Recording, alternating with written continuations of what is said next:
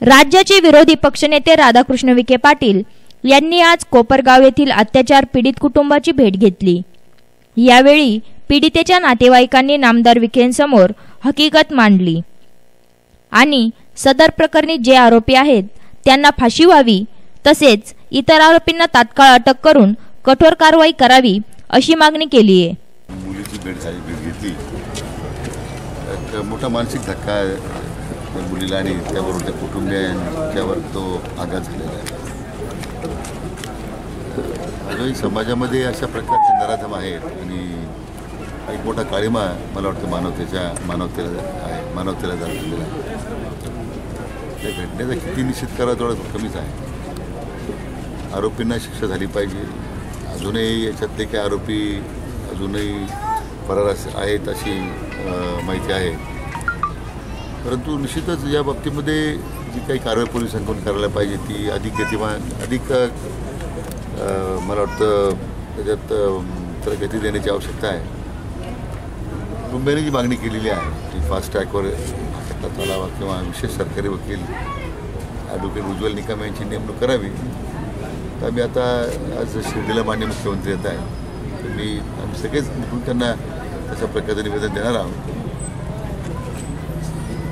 आणि दुर्दैवानं या सगळा घटनाक्रम पाहिल्याच्या नंतर एखाद्या वर्तमानपत्रानं साज दैनिक असेल त्यांनी अशा पद्धतीचं या घटनेच्यावर जे काही वक्तव्य केलेलं आहे अतिशय दुःख आहे।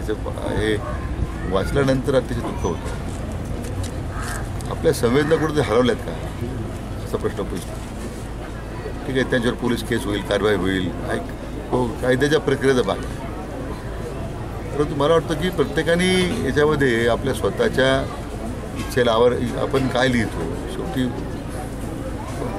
बोलण्याचं लिहिण्याचं स्वातंत्र्य प्रत्येकाला आहे, पण त्याच्या मर्यादासुद्धा संबंधितांनी ओळखण्याची आवश्यकता आहे। विधानसभेमध्ये आम्ही बोललो होतो, कायदा सुव्यवस्थेचे प्रश्न जे आहेत रोज त्याची सरकारची लेक्चरं टाकली जातात, ज्यातून अतिशय असुरक्षिततेची भावना विशेष करून महिलांच्यामध्ये जे होते, नागपूर असेल, नाशिक असेल, पुण्यासारख्या शहरामध्ये, तर सरकार म्हणून कोणतेही सरकार असलं तरी मला वाटतं की याच्यामध्ये विशेष सरकारनं आता पावलं उचलण्याची आवश्यकता आहे। राज्यातल्या जनतेला सुरक्षित वाटावं असं वातावरण निर्माण झालं पाहिजे आणि ती जबाबदारी त्या शासनाची असते। मला वाटतं निश्चितपणे या घटनेचा विचार करत अधिक प्रभावी अंमलबजावणी शासनाकडून होईल अशी अपेक्षा आहे। यावेळी विखे पाटलांनी पीडित मुलीस प्रवरा रुग्णालयात उपचारासाठी दाखल करण्याचा सल्ला दिलाय।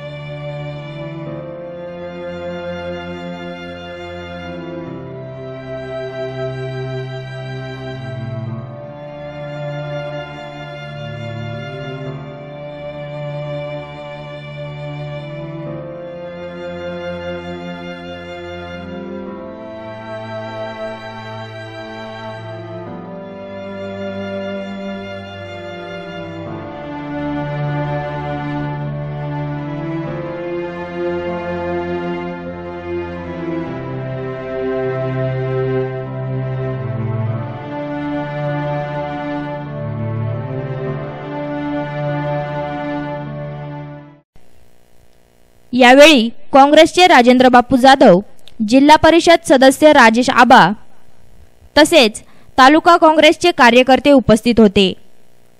प्रतिनिधी मोबिन खान, माय न्यूज, कोपरगाव।